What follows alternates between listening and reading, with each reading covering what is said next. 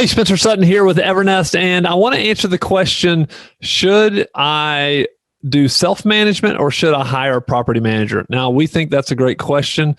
We're property managers, and so we have a bias, but I do want to say that there are plenty of landlords out there that manage property themselves, and we think that's great.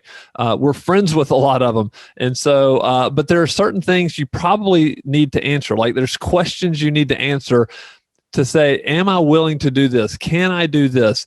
That's going to make the difference between managing property yourself, managing a tenant relationship by yourself, or hiring someone to do it like a property manager, which is exactly what we do.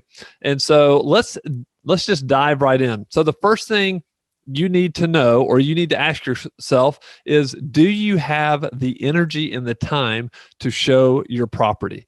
Now, you may own a house. It may be the house you're living in currently. It may be a house that is 20, 30, 40 minutes away from you. It could be in a different area, completely all together in town. But you just need to really understand, do I have the time and the energy to go and look and to show that property? Because it does take time. It is a numbers game, and it's something you're just going to have to do. The biggest danger in doing this is that you get kind of frustrated with the whole process, and you lighten up your your criteria, your screening criteria. So that's the first thing. Do you have the energy and the time to show the house?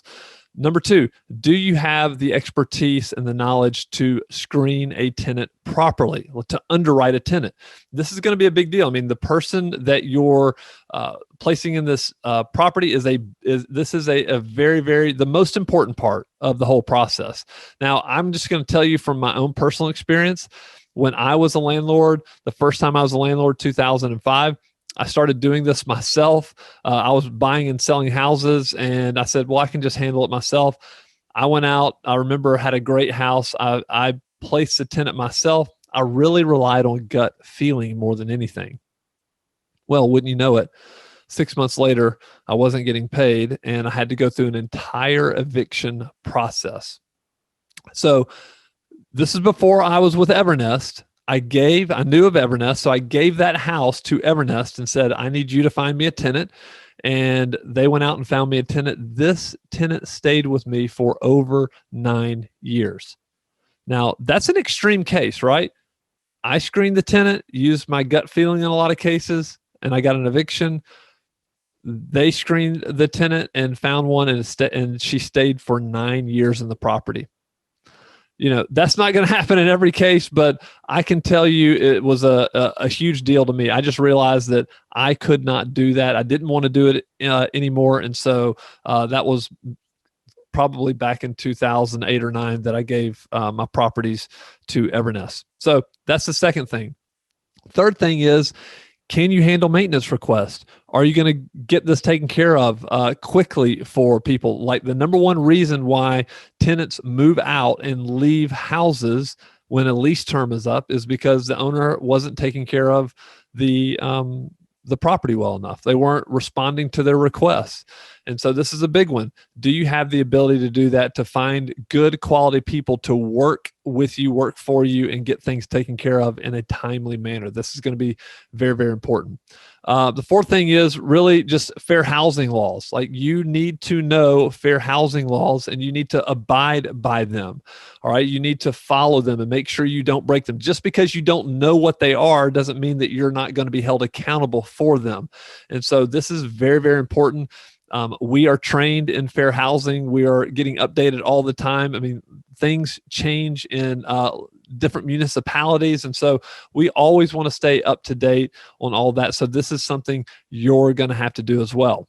And then the last thing I would say is just, are you good with having really difficult conversations? Because sometimes that is what it takes. It takes getting in your car, going and visiting somebody and having a conversation with them. Sometimes it's calling them on the phone.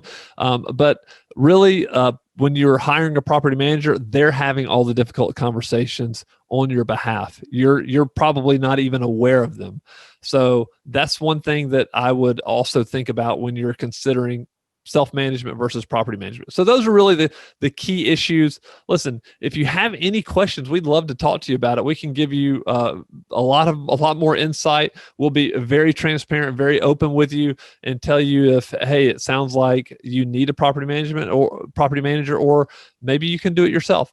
So I hope that helps. Hope that maybe clears the air. But visit us at evernest.co. That's evernest.co if you want to find out more about our company. And you can also fill out a form on our website. Give us a call. We'd love to talk to you.